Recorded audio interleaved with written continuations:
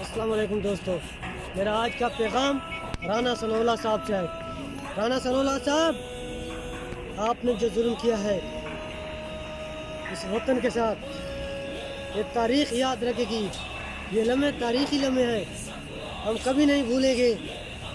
اسی طرح ظلم ہم نے انڈیا میں کشمیریوں کے ساتھ دیکھا، فلسطینیوں کے ساتھ دیکھا، اسی طرح ظلم شام میں ہوتا رہا۔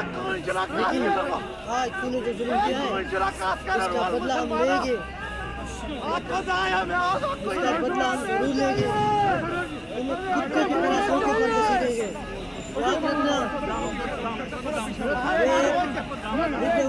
پاکستانی کا میرے کو چیلنج ہے، انشاءاللہ ہم تمہیں کتے کی طرح گھسیٹیں گے سڑکوں پر، ہم کبھی نہیں بھولیں گے۔ یہ وقت تمہیں بتائیں گے۔ رانا ثناء اللہ صاحب، تم تو عمران خان کو گرفتار کرنے کی بات کر رہے ہو، ہمارا باپ بھی گرفتار نہیں کر سکتا۔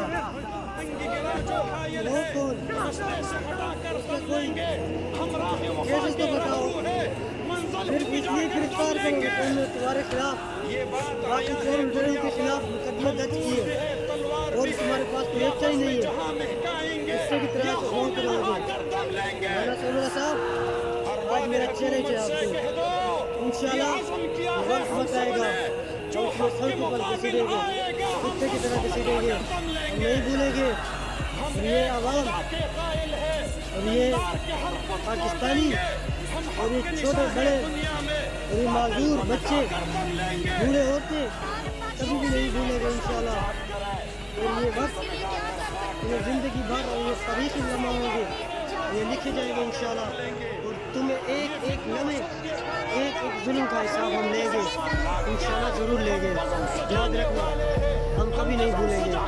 یہ وقت بتائے گا اور یہ ایک پاکستانی کا آواز تمہیں ضرور یاد دلائے گا انشاءاللہ۔ اللہ حافظ۔